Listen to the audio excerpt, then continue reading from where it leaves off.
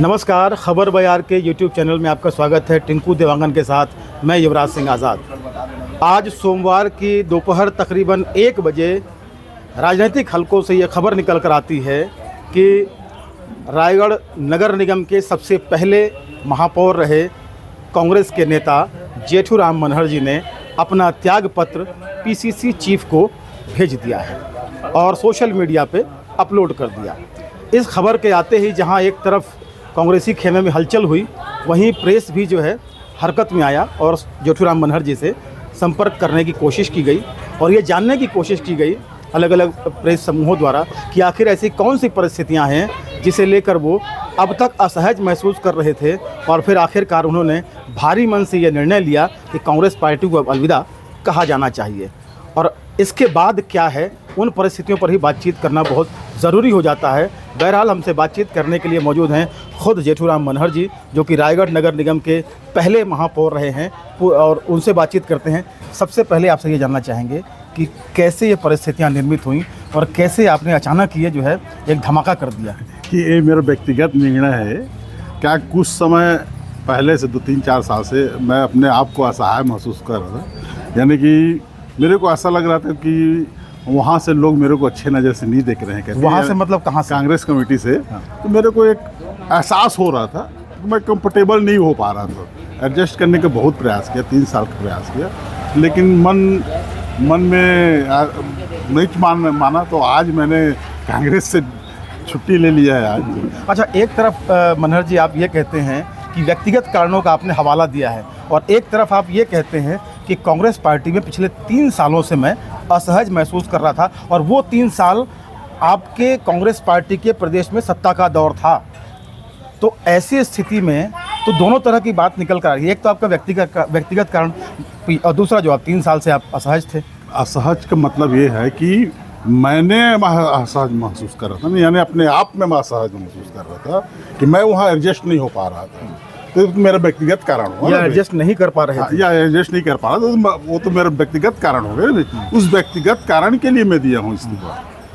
तो आपको तो एक बड़ा वोट बैंक के रूप में भी देखा जाता है कांग्रेस पार्टी के लिए। अभी निकाय चुनाव होने हैं और अभी सर पे निकाय चुनाव है और इस तरीके से, और आज की ये खबर है कि सख्ती से 5 जो कांग्रेसी जो हैं उन्होंने जो है बहुत दमदार कांग्रेसियों ने रिजाइन करके भाजपा ज्वाइन कर ली है।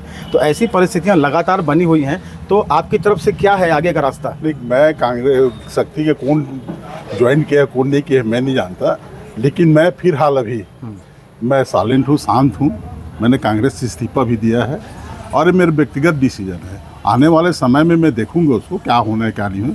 क्या कि राजनीति करता हूँ रायगढ़ शहर का, तो राजनीति में कभी अंधेला उजाल नहीं होता है। यानी कहने का मतलब संभावनाएं की कमी नहीं होती है, संभावनाएं खुला रहता है कि क्योंकि एक मैं राजनीतिक व्यक्ति और शहर की राजनीति करता हूँ। यदि मेरे को लगता है कि मेरे को यदि कोई डिसीजन लेना पड़े और वो शहर हित में रहे तो बाकायदा मैं शहर हित में उस डिसीजन को लूँगा। थोड़ा साफ करिए ना, बहुत सा धुंधलका आप क्रिएट कर दे रहे हो। अगर डिसीजन लेना पड़ा, भाजपा में जाना पड़ेगा, तो क्या लेंगे ऐसा निर्णय? ऐसे भाजपा की ही बात नहीं है इसमें, जो शहर हित में रहेगा, लगेगा कि मेरे को शहर हित में इसके लिए काम करना है, ऐसे काम करना है, तो बाकायदा मैं शहर हित में आगे बढ़कर काम करूंगा इसमें मैं, चाहे उसके लिए भाजपा में जाना क्यों ना जाना। अब ये तो ऊपर वाला जानेगा आने वाले समय में। ये सब भविष्य की गोद में है, मान के अच्छा, चले। अब ये तो बताइए कि जिस तरीके से कांग्रेस पार्टी में आपने असहज महसूस किया, परिस्थितियां चाहे उधर से हों या आपकी तरफ से हों, तो क्या पार्टी के बड़े नेताओं से बात करने की कोशिश की आपने? हमने विधानसभा चुनाव के दौरान देखा था कि बहुत सारे आपके तरह के कांग्रेस नेता जो हैं, जो अपने आप को अलग थलग महसूस कर रहे थे, वो भूपेश बघेल जी से मिलने गए थे।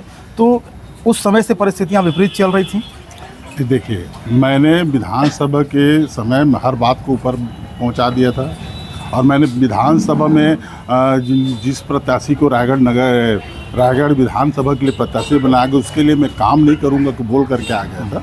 तो कहीं ना कहीं मैं तो अपना काम बात को पहुंचा ही दिया था ना, चाहे जैसे भी स्थिति में पहुंचाया कि प्रदेश, शहर और जिला सब में कार्यकर्ताओं की स्थिति अच्छा नहीं, तो पहुँचा ही तो दिया था मैं। तो अब ये तो बताओ कि आगे क्या कुछ साइलेंट बैठने का मूड है या कुछ भीतर कुछ चलते रहेगा? नहीं, साइलेंट देख, मैं राजनीति करता हूँ और शहर की राजनीति करता हूँ। ये शहर के लिए कोई उचित मार्गदर्शन मिले या उचित कार्य करने का मन लगे या कहीं साजिश हुआ तो मैं उसका पालन करूँगा। शहर हित सबसे मेरा पहला प्राथमिकता अच्छा, है। एक आखिरी सवाल आपसे ये जानने की इच्छा हो रही है कि अनुसूचित जाति वर्ग जो है वो एक बड़ा वोट बैंक आपके साथ है शहर का, तो क्या उनके तरफ से, आपके समाज की तरफ से कोई बातचीत आई आपके इस्तीफे के बाद कि मनहर जी आपने कैसे किया, क्या किया, आगे क्या करना है?